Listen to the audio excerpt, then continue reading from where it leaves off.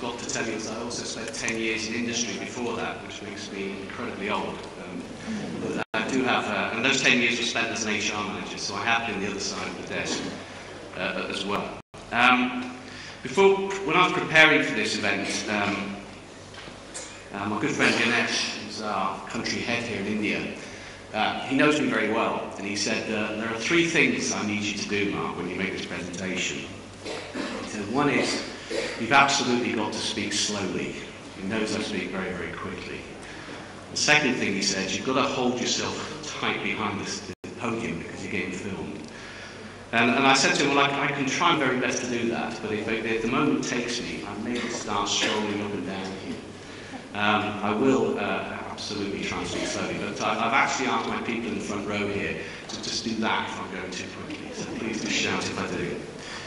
I am actually honoured to be here today and to address such an august audience and contribute to what I know will be an extremely informative, I think challenging, I'm going to be a bit challenging this morning, and hopefully an enjoyable day. What I'm going to talk about are the opportunities and challenges which organisations face as they try to optimise their business in what is a very, very uncertain global landscape. I think it's fair to say organisations are facing unprecedented economic, political and environmental conditions. And this is driving a constant need to adapt and compete by reconfiguring existing and building new organisational structures. Processes, technology. And of course, I'm going to talk about the impact of all this on the people agenda. And crucially, and to build on the point that Richard was making and the challenge he was putting out there, the role that HR has to play in addressing those challenges. I was asked yesterday during a press interview, how have you seen the HR function develop over the years? And I kind of talked about 2 eras. There was the kind of pre-Ulrich era, when the HR function was very much the core relative within an organisation. I think when Ulrich came together, he raised the profile, because we focused on business partnering, we focused on operating models, and it encouraged us to think about technology. The reality of today's situation is that there is a strategic imperative to deal with the people issues.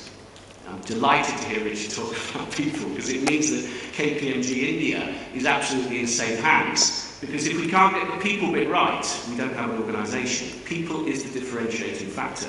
Therefore, the HR function has a massive, massive role.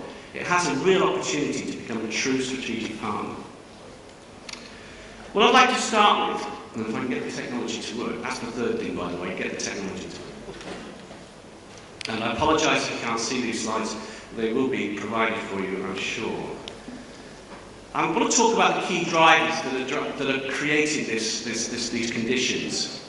And actually, I mean, depending on which study you pick up, there will be different views. But I think these mega trends here are widely accepted as having a major influence on shaping today's organisation and people challenges.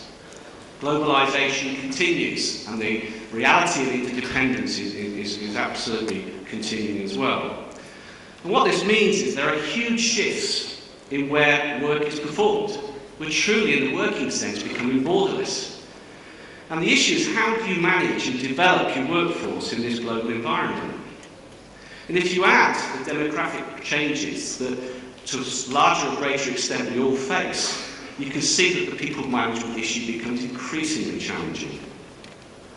The technology revolution continues unabated. I mean, in the HR space, when we talk to clients nowadays, they're getting very, very excited about the opportunities presented by cloud applications. Workday, SAP, SuccessFactors, Oracle Fusion, Microsoft Dynamics are just a few of the opportunities where we can generate more effective HRIS. I'm at one level very excited, and at another level, because of my age, I think, very intimidated by digitalisation and the amount of data that is now available for organisations. I was reading a Harvard Business Review article, a bit like Richard, I was getting prepared for this, so I thought I'd better read 1 or 2 articles. And I was reading one that talked about data. It's called Big Data, you probably all read it, but I was just astonished to read this stat that says more data crosses the internet every second that was stored on the entire internet 20 years ago. It was extraordinary statistic. But it does provide huge opportunities if you can identify what data you need, can mine it, and then analyse it. It gives us a huge opportunity to start dealing with some of the things that Sanjay talked about in terms of forward thinking, in terms of how you plan what your workforce is going to be required to do. And I don't think we should underestimate the power of environmentalism. I think there's starting to be a blur of the boundaries between how people view work and non-work. Certainly in the country where I work now, many of the people that come to interview, and we're trying to attract the best, don't forget, they want to know what our environmental policies are. They want to balance their views with the firm they work for. And this puts pressure on organisations to, this point about values becomes really, really important. What do those values really mean? And what's our impact on the environment as well? And actually, I think we could all talk about this for a long time, but the important bit is to understand what it means for any organisation. And I want to focus on 3 areas that have been identified in a recent review by the CIPD, which is the kind of major body in the UK that represents HR professionals. First is talking about ensuring organisational agility. And it may seem to be a statement of the obvious that you take that last bullet point on this page. Agility is critical as a driver of sustainable long-term organisational performance. But the reality is many organisations today are still too slow and they're cumbersome. And this challenge is accentuated by the global nature of how they have to operate. If you indulge me just for a second or two, in 2006, my life changed actually. I came over here to fulfill a lifetime ambition, which is to watch England play cricket abroad, particularly against India. And my life did change. It wasn't just because England actually beat India that day. It was because I also came across an organisation called Magic Bus. Some of you may have heard of Magic Bus. It's a charity that works with the disadvantaged children. It started off in 2006, just in the sort of communities in Mumbai. It uses sport as a medium to help these children develop life skills in order so they could be more successful going forward. I went down for a project, and before I knew it, I was involved in a funding strategy for them. One thing led to another. I'm now a board member and a trustee. So I come out to India 4 times a year. I always try and make sure I can go in to see the charity and actually go down to see the kids in the communities.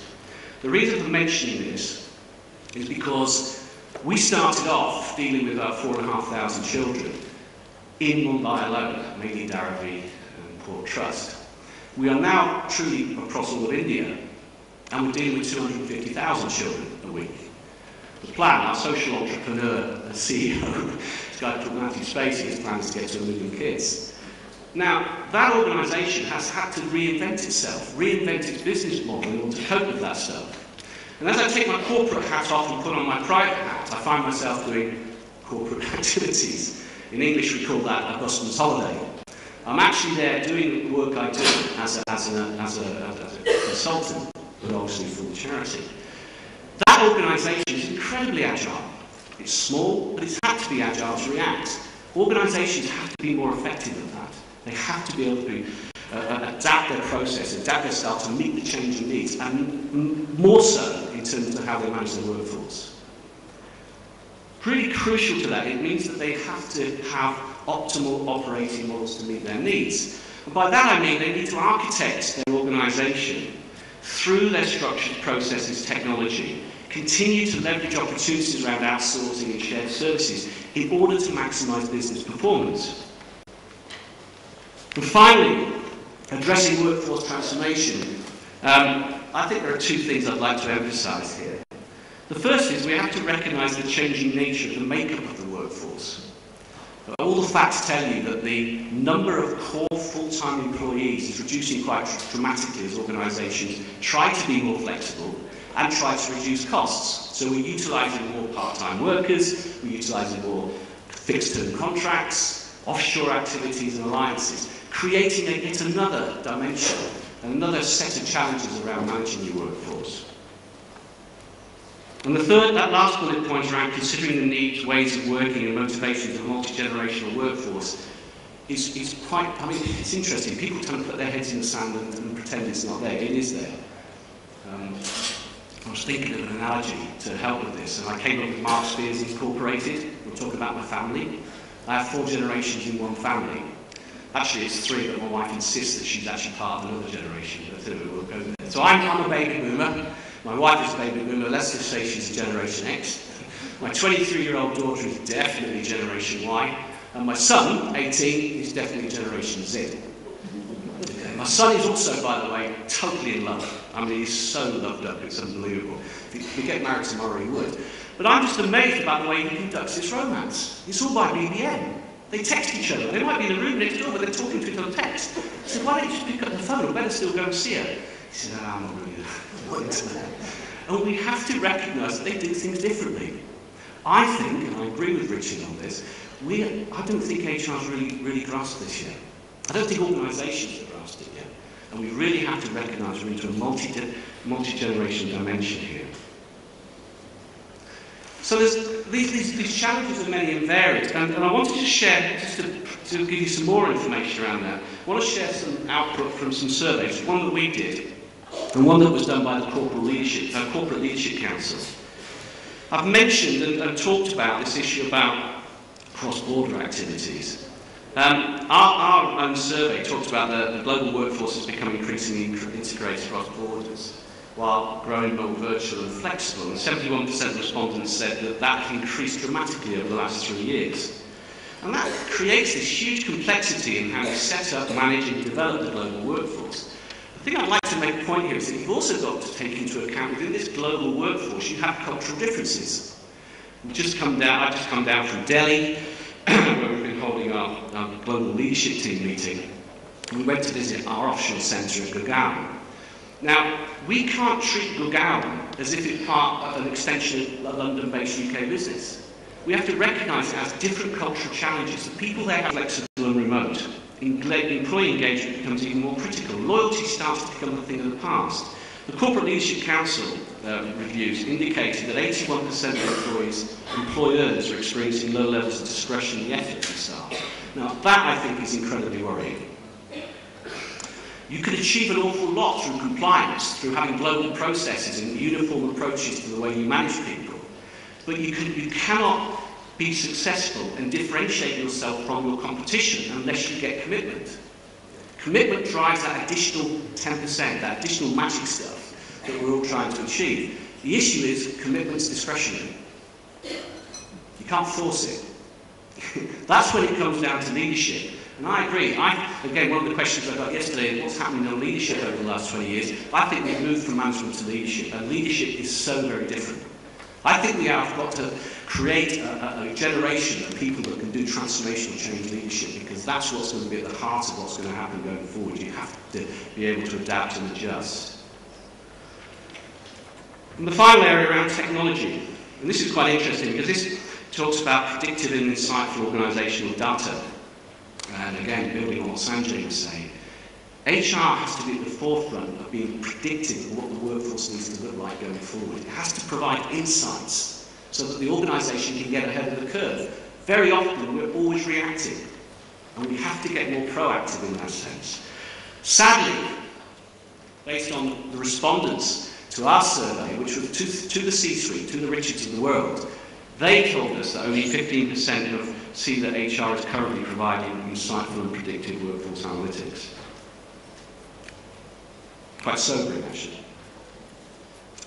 So far I've been able to articulate the challenges. I've mentioned the impact these have on the people agenda. What I'd like to do, if you'll allow me, is just talk a little bit more detail about two or three of those areas. I want to talk about the talent agenda, and talk about how we think HR, also the organisation, could be much more effective in making the talent agenda more effective.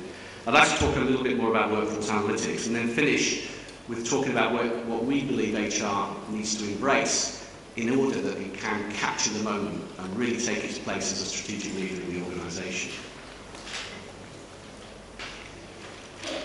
So if we start with talent. As I say, talent is now no longer an HR issue, it's a business issue. CEOs are very, very keen about this. Every survey I see around the world tells me that the CEO sees talent as its one of its top 3 issues. And I really apologise about the slide here. You will get the detail of it. But what I wanted to do is in the first instance, direct your attention. I will walk now, Ganesh. Let me just to these little boxes, boxes 4, 5 and 6.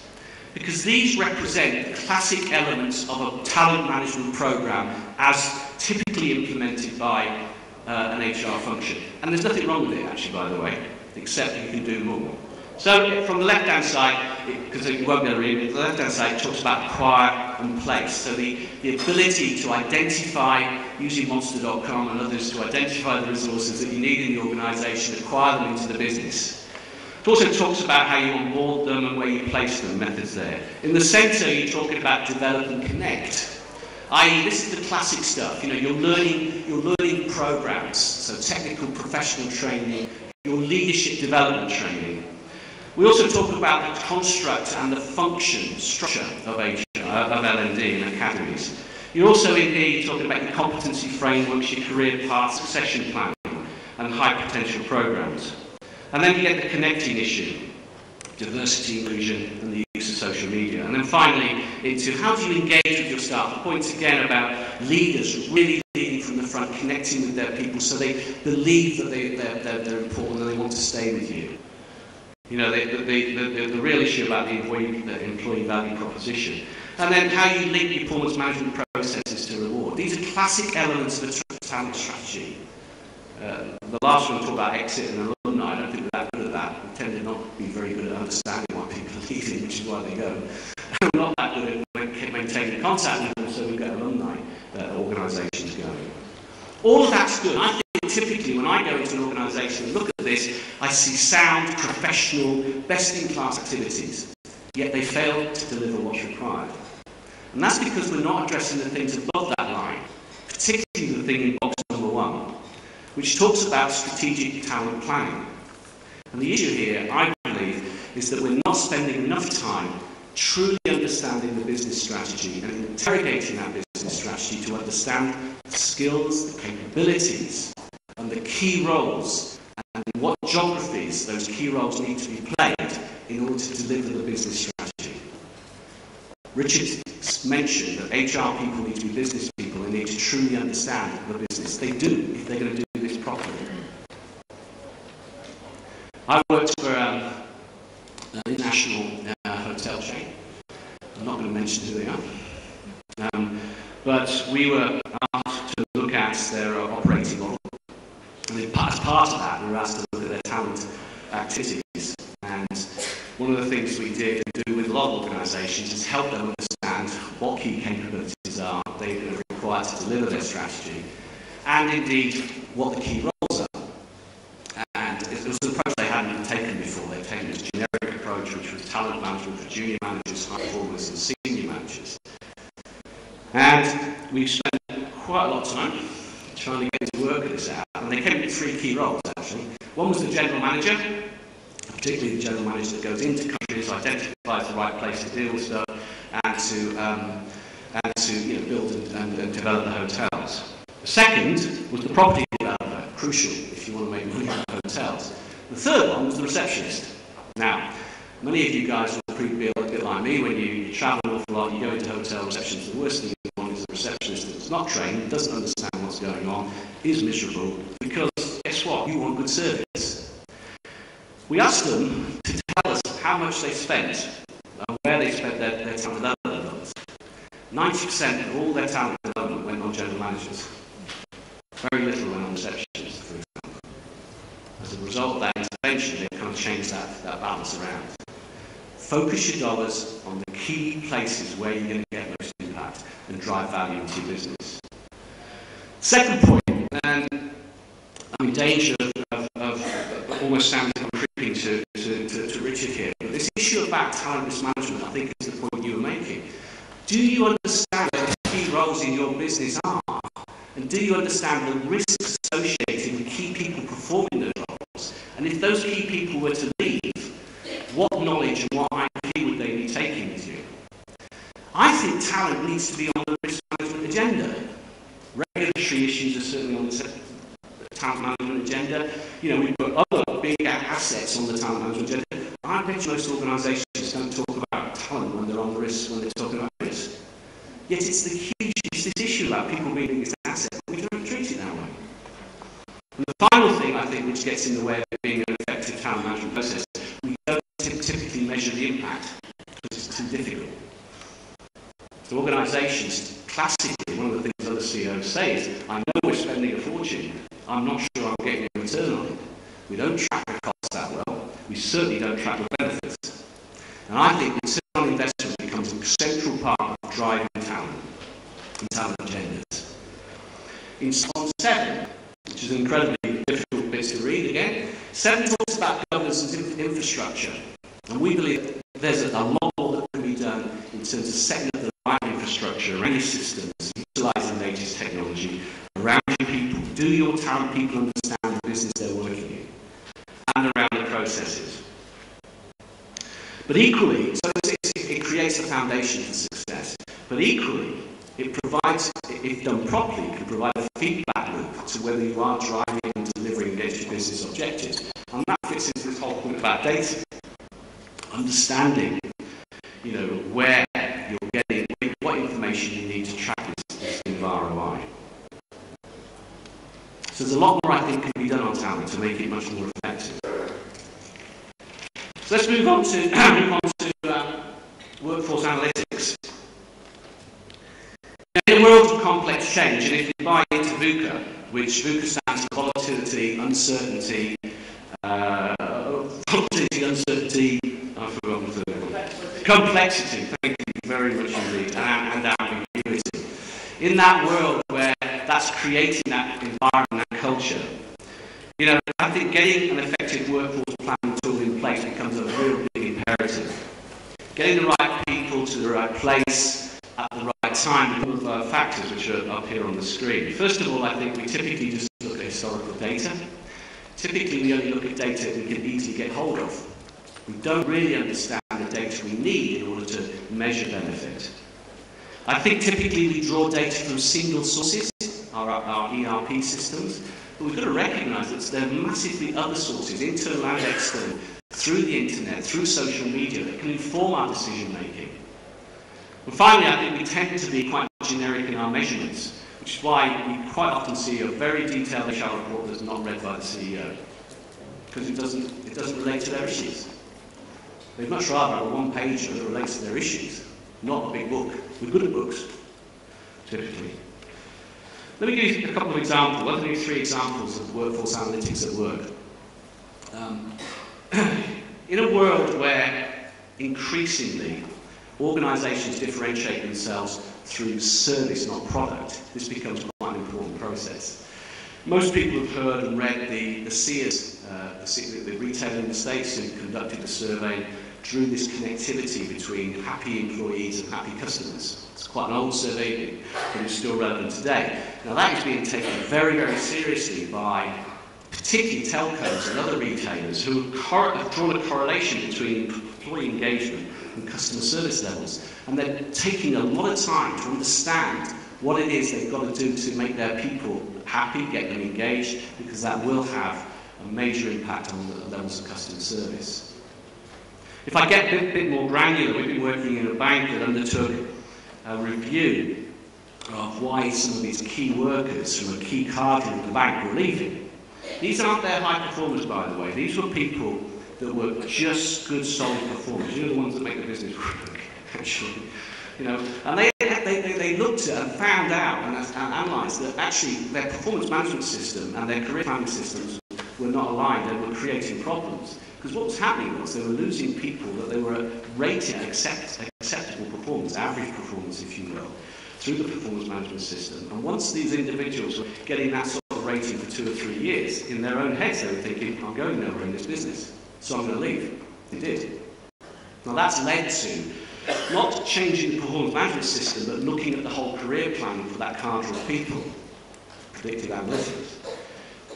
The final one I'd relate to is a business services firm out of the States who put a lot of effort into analysing data around what were the key characteristics of successful people in their sales force. And in the past they looked at things like, as part of their recruitment process, they'd set a specification around degrees and good degrees, which schools they went to, which universities they went to, and the level and the quality of the references. Once they've done that analysis, they actually found that the key characteristics of successful people in their organisation were quite different. Their salespeople that were getting the best figures were ex-car and estate agents salespeople. They were people that really had a propensity to deal with ambiguity in the sense they were getting vague instructions, but they just knew how to go and do it. And then, rather bizarrely for me, who suffers from OCD, they found that actually people that were really, really strong in terms of CVs, in terms of non-typos and grammatical errors, were also very, very, very positive. As a result of that, they changed their recruitment processes to focus on those characteristics, and it's led to, in a 6-month period, an increase on the top line of some $4.5 million. Just examples of predictive workforce analytics that help an organisation adjust its personnel HR processes in order to meet the needs. So finally, what I'd like to do now is just talk about the role of the HR function here, because while these are significant, unprecedented challenges, as I said earlier, I think there's a huge opportunity for the function to demonstrate its value, because the people agenda is the organisation agenda. But to do that, I think the HR function has to focus out, and I should reflect on this, because I'm not saying every organisation hasn't done this, but we think there are too many that haven't done this. There are 3 areas we think it has to focus on. First, it needs to drive its people agenda from the business strategy. For me, that's a statement of the obvious. For many organisations, for many CEOs, it's not. They do not see that connectivity. They see best-in-class HR activities going on, but they can't draw a line of sight between what's going on within the HR function in terms of its people strategy, public policy processes, and delivery of business objectives. And that is where you can add value. That's where the fit-for-purpose value-adding activity comes in. Our survey indicated that only 17% of respondents, again the C-suite, reported their HR function was indeed delivering value. Only 17%. That's not us, that's what the CEOs have been saying worldwide. Now, part of that is to make sure that your operating model is fit for purpose, and not the generic approach which I think a lot of organisations take. Now, that generic approach kind of looks like we're going to have business partners, we're going to have shared services, centres of excellence, and we're going to do offshoring and outsourcing. I'm not saying for 1 minute that an operating model shouldn't consist of those components. It absolutely has to. What I am saying is don't just be putting in a generic approach. You've got to understand the component parts and the nuances of a model that fits your particular needs. We believe every company is different. We believe every organisation needs a different operating model. So you can't copy. You can't copy. I'm trying to think of, I was working with a pharmaceutical business. And I was asked to go in and review the HR policies and processes because they didn't think it was working. They had problems with their function. I quickly realised that the policies and processes were best in class. They were very, very good. The issue wasn't that. The issue was the operating model itself. People in the pharma world and others will know that they've got 3 distinct parts of their value chain: R&D, the production activity, and then they have the sales and marketing activity. They'd set up their HR operating model to perfectly suit the R&D component and the production component. It wasn't suitable for the sales component. An R&D production component has a static workforce, actually quite loyal people. Learning and development activities can be conducted on site, perfectly suited for one business partner, centres of excellence, and a process-driven shared service centre. The sales department is always on the road, it's massively mobile, high levels of attrition, and a need to make sure that they're not taking off-road to do training. Completely different set of requirements. So we talked about this, and we ended up putting much more HR personnel and HR processes within that sales and marketing component, changing the operating model to reflect their needs. And the reality was, all we did was confirm what was going on anyway, because they created their own shadow organisation. So you need to uniquely configure your HR model to meet your needs. And the final point I'd make is I think the future of the HR function is dependent on HR professionals becoming much broader. The second point down there says competence. And I think there's a reality. We spend a lot of dollars understanding what the professional competencies need to be of an HR professional. They must understand the law, they must understand the whole issues around talent development and recruitment and employee relations. And we focus on professional competencies, which I'm not saying is wrong, I'm just saying it's not enough. We've coined this construct of the 4 C's. We think a really, really good HR guy has to be credible. And how do they gain that credibility? Down to this issue of trust. They gain that credibility because they have business acumen. They understand the business in which they're operating, because if they understand that, they can really interrogate and identify the people issues they have to address. And that's what gets the attention of the front line, the line managers they're there to work with. That credibility has to be driven by business acumen first, people skills second, personal view. I think there's something about character here. I've been involved in this business for 30 years and I've got a lot of scars on my back. You know, you have to be resilient in this world. You have to be able to argue your case. You have to be able to challenge, have difficult conversations, because a lot of line managers they really don't understand the people issues. It's interesting, again, listening to people talk about this. Quite often it's a one-way criticism of the HR function. Well, actually, if the line managers sort it out, have to be leaders, that we'd have a better world that we live in, you know. But there's something about challenging effectively. And this issue about character comes into this trust thing. Do you have integrity? Do you do what you say you're going to do? That in turn leads to credibility. And the final point is connections. It really ought to be political nous, but we wanted 4 C's rather than 3 C's and a P, because that didn't kind of work for us.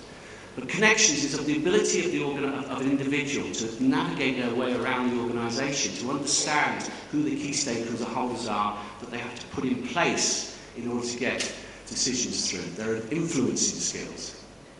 Now that, I think, is the makeup of a really good HR person going forward. Yet we only tend to focus on the competency bit. And we've got to do more. I mean, it's a bit like surgeon heal thyself. The development plans I've seen for HR folk in organisations are appalling. We tend to spend all our time doing development plans for other functions. So I think if we get those bits right, we have an HR function to be proud of. An HR function that will be best placed to grasp this agenda right now. And I do believe the time is now. I think it is a time, because, I mean, the reality is also, if we don't grasp it as a function, because it's on the CEO agenda, they'll find somebody else to do it. Now, at one level, that makes me happy, because the consultants will be busy, but it's not the right answer. The right answer is grasp it, take that opportunity. I got into India Tuesday, and as is my wont, I love picking up the local newspapers. I don't really like picking up the Economic Times before I picked up the other newspapers, but anyway, I picked up the Economic Times, and there was an article in there about corporate trends, and it was entitled "Human Resources Emerges as a Strategic Function as Organisations Struggle with Talent-Related Issues." Reinforcing the times now. And it actually talked about 3 HR executives that have been promoted into COO roles because they're best placed, seen by their CEO, to be best placed to deal with the biggest issues that organisation's facing, people issues. One of the CEOs said, "People will continue to be the key differentiator of an organisation, and therefore in the next decade, HR will play a pivotal role in organisation building." Another said, "Sometimes the board will have a transformation agenda which could include restructuring, M&A or takeover. In these cases where people issues are core, there's no one better than an HR guy." People are reaching. The time is now. I think it could be a golden age for us as a function, but we've got to grasp it. I hope you have a really good day. I know the breakout sessions and these sessions are going to go into this in a bit more detail, but I hope you found it informative. Thank you very much indeed.